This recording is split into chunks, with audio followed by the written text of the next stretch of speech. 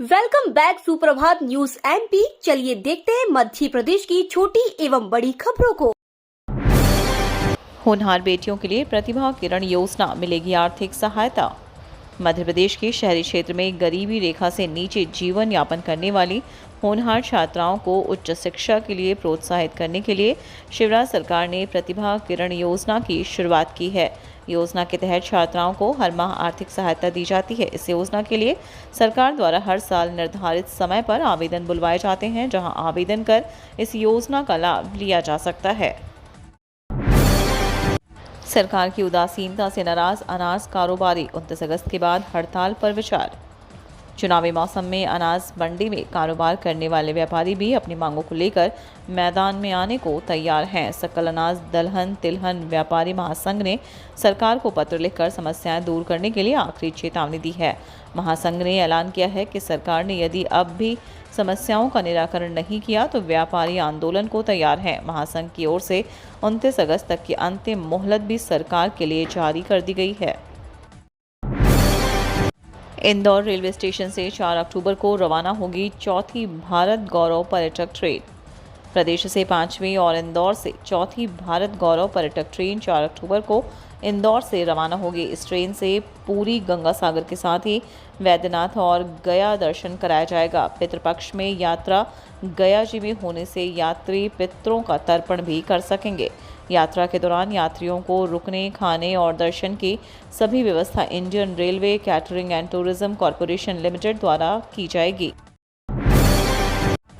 कर्मचारियों के लिए अच्छी खबर, वेतन पद का निर्धारण, मिलेगी 100% सैलरी। कर्मचारियों के लिए वेतनमान का निर्धारण किया गया है। इसके साथ ही उनके लिए वेतन सुरक्षा की व्यवस्था लागू की गई है। अब प्रदेश के संविदा कर्मचारियों को भी नियमित कर्मचारियों के समकक्ष वेतन मान उपलब्ध कराए जाएंगे। मुख्य सचिव के साथ इसको लेकर बैठक आयोजित की गई थी, जिस पर महत्वपूर्ण मामले में सहमति बनी है। मध्य प्रदेश में अभी अच्छी बारिश की उम्मीद नहीं, आंशिक बादल छाए। वर्तमान में अलग अलग स्थानों पर बनी मौसम प्रणालियों के कारण वातावरण में नमी मौजूद है। इस वजह से प्रदेश में आंशिक बादल बने हुए हैं, साथ ही कहीं कहीं छिटपुट बारिश हो रही है। मौसम वैज्ञानिकों के मुताबिक वर्तमान में मानसून द्रोणिका उत्तर प्रदेश से होकर गुजर रही है। उत्तर प्रदेश में अलग अलग स्थानों पर हवा के ऊपरी हवा में चक्रवात भी बने हुए हैं। इंदौर में भूमाफिया के खिलाफ हाईकोर्ट में अगली सुनवाई 26 सितंबर को।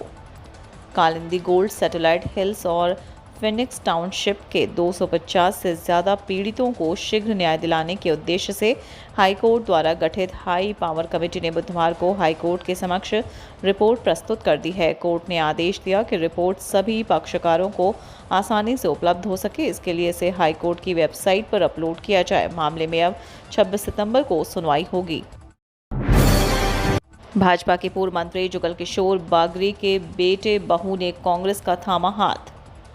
मध्य प्रदेश में विधानसभा चुनाव की तैयारियों में जुटी भाजपा असंतुष्ट नेताओं को मनाने के प्रयास तो कर ही रही है, पर इसमें अधिक सफलता मिलती नजर नहीं आ रही है। गुरुवार को पूर्व मंत्री स्वर्गीय जुगल किशोर बागरी के बेटे देवराज और बहू वंदना बागरी पूर्व राज्यपाल रामनरेश यादव की पौत्र वधू रोशनी यादव, शिवपुरी जिला पंचायत के पूर्व अध्यक्ष जितेंद्र जैन, दतिया के भाजपा नेता राजू दांगी ने समर्थकों के साथ गुरुवार को कांग्रेस का हाथ थाम लिया। मतदाता सूची में नाम जोड़ने के लिए 8.81 लाख तो नाम हटाने के लिए मिले 2.11 लाख आवेदन। मध्य प्रदेश विधानसभा चुनाव के लिए तैयार हो रहे मतदाता सूची में नाम जुड़वाने के लिए अब तक जिला निर्वाचन अधिकारियों को नाम जोड़ने के लिए 8,81,000 आवेदन प्राप्त हो चुके हैं, जबकि 2,11,000 आवेदन नाम हटाने के लिए मिले हैं।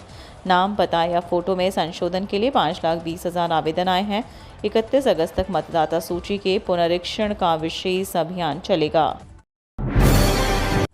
एमपी में 500 से अधिक नव मतदाताओं को भाजपा की सदस्यता दिलाएंगे नरेंद्र सिंह तोमर व वीडी शर्मा। भाजपा के प्रदेशव्यापी नव मतदाता सदस्यता अभियान के तहत शुक्रवार को भोपाल में 500 से अधिक नव मतदाताओं को केंद्रीय मंत्री एवं चुनाव प्रबंधन समिति के प्रदेश संयोजक नरेंद्र सिंह तोमर व पार्टी के प्रदेश अध्यक्ष विष्णुदत्त शर्मा सदस्यता दिलाएंगे। भोपाल जिले का सदस्यता अभियान कार्यक्रम अपराह्न 3 बजे से कुशाभाऊ ठाकरे सभागार में आयोजित किया गया है। बीयू भोपाल में इस सत्र में 1924 सीटों के लिए 2338 आवेदन आए। बरकतुल्ला विश्वविद्यालय में इस सत्र में यूजी 16 और पीजी के 40 से अधिक पाठ्यक्रमों में सीयूईटी के तहत प्रवेश दिए जा रहे हैं, लेकिन अब भी आधे से अधिक सीटें खाली हैं। इससे सबसे चौंकाने वाली बात यह है कि एनसीटीई के तहत भी विद्यार्थी 20 से अधिक पाठ्यक्रम प्रवेश लेने में रुचि नहीं दिखाई है। सबसे अधिक प्रवेश विधि के पाठ्यक्रमों में हो रहे हैं। विद्यार्थियों के पास प्रवेश लेने के लिए इस माह तक का समय है। सारणी में 4,563 करोड़ की लागत से तैयार होगी नई विद्युत उत्पादन इकाई। जिले के सारणी में 4,563 करोड़ की लागत से विद्युत उत्पादन की नई इकाई बनाई जाएगी। यह घोषणा मुख्यमंत्री शिवराज सिंह चौहान ने गुरुवार को सारणी में आयोजित कार्यक्रम में की। उन्होंने 660 मेगावाट विद्युत उत्पादन करने वाली इकाई का भूमि पूजन भी किया। मुख्यमंत्री ने सारणी के बगडोना में स्थित शासकीय महाविद्यालय का नाम बलिदानी सरदार वीर विष्णु सिंह गौंड के नाम पर करने, बाबा मठार देव के मंदिर तक जाने के लिए रोपवे लगाने का सर्वे कराने, शासकीय आईटीआई खोलने की घोषणा भी की। 7 दिनों में 800 किलोमीटर का सफर तय कर 30 अगस्त तक इंदौर आएंगे मेट्रो ट्रेन के कोच। वडोदरा के सावली से इंदौर मेट्रो के लिए कोच रवाना हो चुके हैं।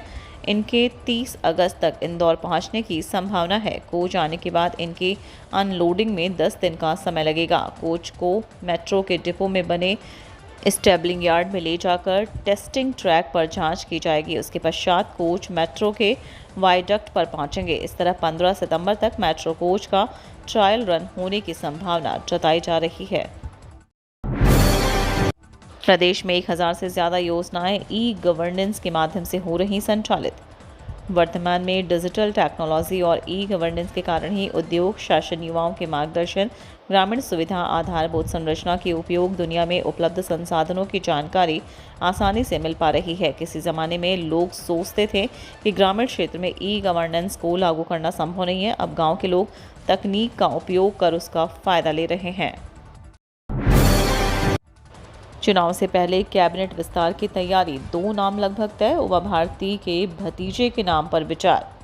सीएम शिवराज सिंह चौहान जल्द ही अपने कैबिनेट का विस्तार कर सकते हैं। यह जानकारी सत्तारूढ़ बीजेपी के एक वरिष्ठ नेता ने गुरुवार को दी। सीएम शिवराज की तरफ से यह फैसला तब किया गया है जब राज्य में जल्द ही विधानसभा चुनाव होने वाले हैं। बताया जा रहा है कि कैबिनेट में 3-4 नए नाम जोड़े जा सकते हैं।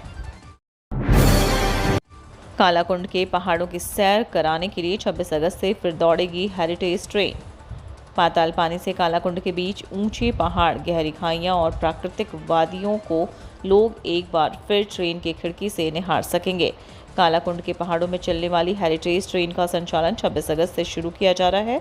ट्रेन से प्राकृतिक नज़ारे निहारने के लिए लोगों को पाताल पानी तक जाना होगा। इस बार ट्रेन पाताल पानी से कालाकुंड के बीच चलेगी। शुरुआत में ट्रेन का संचालन सप्ताह में 2 दिन शनिवार और रविवार को होगा।